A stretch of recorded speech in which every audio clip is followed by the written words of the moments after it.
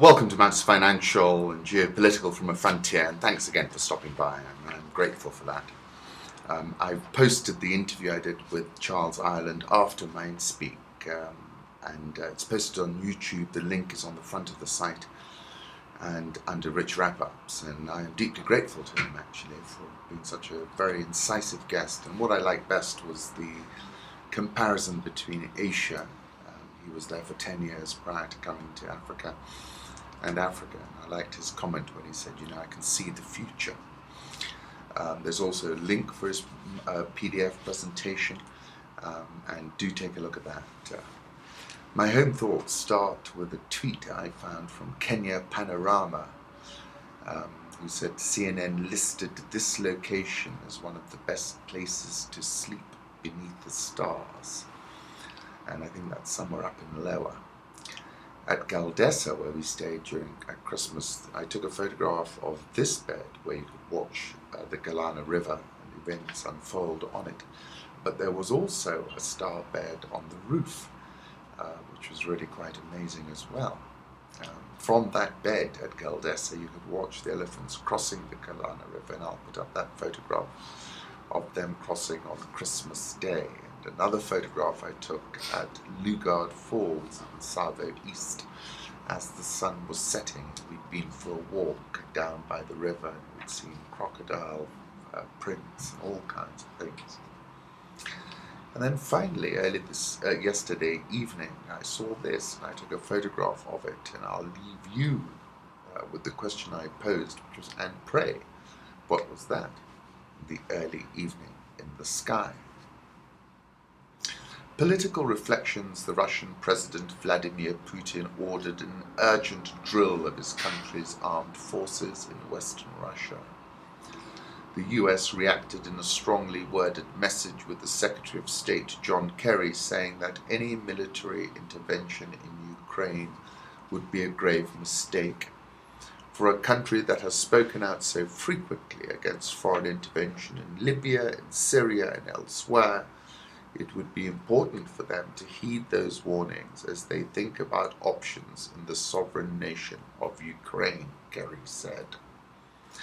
Putin had earlier instructed his defense minister Sergei Shoigu to place Russia's military in a state of high alert for drills in the western military district bordering Ukraine.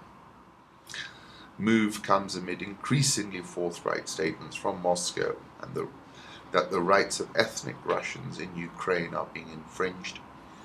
Shoigu told a defense ministry meeting that forces must be ready to bomb unfamiliar testing grounds as part of the drill. Then, in the regional capital of Simferopol on Wednesday, there was a gathering of about 10,000 Crimean Tatars. Waving Ukrainian flags, they chanted, "Ukraine is not Russia." Now that's a whole another vector. I think Ukraine is headed towards fracture, and it's interesting how the template in many ways used in somewhere like Libya has found its way all over in Ukraine. I'll put up a photograph of the police in Ukraine. From there I jump to an opinion poll which puts the BJP ahead of Congress. Indian voters by a margin of more than 3-1 prefer the opposition BJP to lead the next government over Congress. A new opinion poll suggests. Pew Research Center polls 63% of Indians. And as I've said previously, Narendra Modi is a shoo-in, complex character, however. China and Japan must ease tensions in the disputed East China Sea to avoid severe unintended consequences, the US ambassador to China, Gary Locke, said on Thursday. The last thing we need is some unintended incident that leads to unintended consequences, very severe consequences, he told reporters. It's important that both sides lower the temperature and focus on diplomacy, he said. And then my final story in this segment is this, which was from an article written about Switzerland. This is the future of this country. It's not to store any more money, it's actually to store data, which is the next currency. This is about vaults deep in the Swiss mountains, which were previously used to store people's money, currently are being used for data.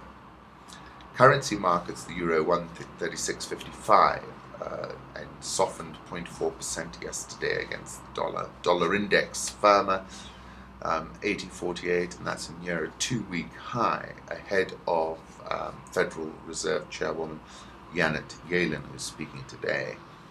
Yen 102.23, the Swiss franc 0.8917, pound 166.41. The Aussie sharply lower, lost its perch at 0.90 to trade last at 0.8910. Private capital expenditure contracted 5.2% last quarter. Expectations were for a 1.3% drop. India rupee 62.125, South Korean won 1069.20. The Rial 235.08 and snapped a 5-day advance yesterday, and that was just before the central bank hiked the Selic rate a quarter point. Previously they were hiking 50 basis points at a time. Egyptian pound 696.16 and the South African rand 1082.82. So obviously everyone will be looking at what Janet Yellen's got to say to the Senate today. That'll be key, and that will really drive the dollar index. It's last at a 2-week high of 80.48. I'll put up a 3-month chart. For me, the key level remains higher than this, 81.10. Euro dollar, I'll put up a 3-month chart, 136.55. Inflation in Germany slowed to 1.1% in February, which was the lowest since April. Basically very subdued inflation. Next meeting of the ECB, March 6th, some folks might begin to expect some kind of easing. Gold last trading at 1324.165. I think it's toppy, and a trading sell at 1340 to be exact. Climbed to 1345.46 yesterday, which was the highest level since October 30, before closing 0.8% lower. But it remains up 10% this year after a 3-decade low slump the previous year. Crude oil 102.27. I think it's overcooked to the upside. My reasons remain. And I think the very cold snap in the US lifted natural gas, lifted oil with it. But if I look forward 12 months down the road, I think we'll be sub 90. Interesting chart I found on the FT about how frontier market equities are trading at an average P ratio of 13.6, price to book of 1.8 times, and this represents a premium of 18% and 28% respectively to valuations on EM markets according to MSCI, basically saying that frontier markets are expensive. I think we can get more expensive, simply because it's a limited asset pool. Coming to Africa, the US Secretary of State John Kerry on Wednesday likened new anti-gay legislation in Uganda that imposes harsh penalties for homosexuality to anti-Semitic laws in Nazi Germany or apartheid South Africa. You could change the focus of this legislation to black or Jewish. You could be in 1930s Germany, or you could be in 1950s to 1960s apartheid South Africa. Kerry told a group of reporters it was wrong there egregiously in both places, and it is wrong here, he added. Said the legislation signed by President Yoweri Museveni on Monday was atrocious and expressed concern at mounting discrimination against gays in 78 countries around the world. New law threatens to exact harsher treatment for offenders and makes it a crime to fail to report anyone who breaks the law. What is happening in Uganda is atrocious, and it presents all of us with an enormous challenge, because LGBT rights are human rights, and the signing of this anti-homosexuality law is flat out morally wrong. But the point is, as I said previously, a 2013 report from Pew Research found that 96% of Ugandans believe society should not accept homosexuality. So it's a very populist move. Uganda's anti-gay law punished in the foreign exchange market. However, the shilling slumped 2.5% against the dollar since Museveni signed the bill on February the 24th, biggest decline among all currencies after Ukraine's and Haiti's. That's a reversal of the first 7 weeks of the year when the shilling rallied 3.1%, the most on the continent, after the 6.8% surge in Somalia's currency. Uganda's a $20 billion economy, exports more coffee than any other African nation. Denmark and Norway have pulled or redirected aid, while Sweden said it's reconsidering its program. And Virgin's Richard Branson called for a business boycott in an interview with CNN. Aid flows definitely matter for the balance of payments in Uganda to a higher extent than in Nigeria and many other African countries. The homosexuality bill definitely makes it more difficult to get the suspended budget support reinstated. I was fairly optimistic they would be able to do it in the current fiscal year, but now I think that is out of the question. Uganda relies on aid for about 20% of its annual budget. And as I said, the currency fell 2.1% yesterday, biggest slide since March 2012. And clearly there's going to be a consequence and a blowback. And I'm not sure that the president has considered how deep a blowback that might be. Clashes that erupted in South Sudan's oil-rich Nile state last week pose no imminent threat to crude production, and output is progressing normally. This is the Petroleum Ministry in South Sudan. Dar Petroleum Company is pumping 165,000 barrels per day of Dar blend at blocks 3 and 7 in the northeastern region, the ministry said in an email statement. Government forces are in full control of all the oil fields, they said.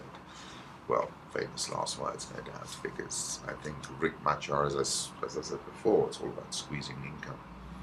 And you can stay very asymmetric and squeeze it, I think, for quite a long time. South African oil shares up 2.28% in 2014. South Africa is easing restrictions on companies investing in Africa. South Africa's government said it will relax restrictions on companies doing business in the rest of Africa to encourage trade and investment with a region that's expected to grow more than 6% this year. Foreign assets owned by South African firms are an important source of income and reduce our vulnerability to future domestic downturns. The government is taking steps to create a simplified tax and foreign exchange framework for companies that trade with Africa. South Africa invests about 36 billion rand, $3.4 billion, into the rest of the continent, which accounted for 29% of its exports in 2013. Africa accounted for 12% of dividend inflows into South Africa in 2012, up from 2% a decade earlier. And I think this is all about making a play to be the fund management center for Africa. Dollar Rand, I'll put up a 3-month chart of that, 10.33.18. I think, the budget was quite well received. Currencies rallied, but I think, this is the key area. And it might struggle to make headway from here and back through 11. The Egyptian pound was lost at 696.14. The Egyptian stock market around the 8,000 level, but up 17.92% this year, the best performing stock index in Africa. Nigerian oil shares down 5.25% in 2014, and I think that's going to remain soft. I mean, the news flow, drip, has been awful.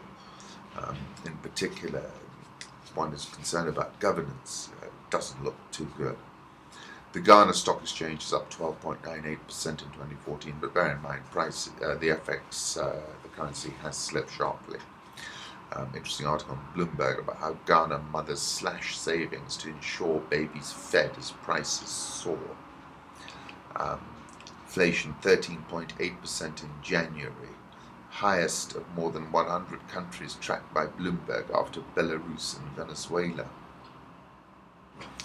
I wish I'd known Ghana was this expensive. The prices here are just ridiculous, and it seems to get worse by the week. Mozambique and Angola to top the World Growth League. This is a report by Business Monitor International, which projects annual GDP growth in Sub-Saharan Africa of 5.5% a year over the next decade. Report coining the term African lions to describe countries like the Asian tigers of past times. Top 10 countries in order of growth rates projected for the next decade are Mozambique, Tanzania, Ivory Coast, Uganda, Nigeria, Zambia, Angola, Ghana, Kenya, and Ethiopia. I like this photograph of Freddie Masamba and the sappers in the ring. Those sappers, of course, became famous with that Guinness advert, if not before. Kenya Commercial Bank, I went to the results release this morning, released their full year results. Profit after tax was up 17.517%. Loans and advances up 7.58%. Customer deposits up 6.11%. Whilst total interest income was down 3.4%, of course, interest expenses were down even considerably more, down 33.56%. Staff costs up 13.562%.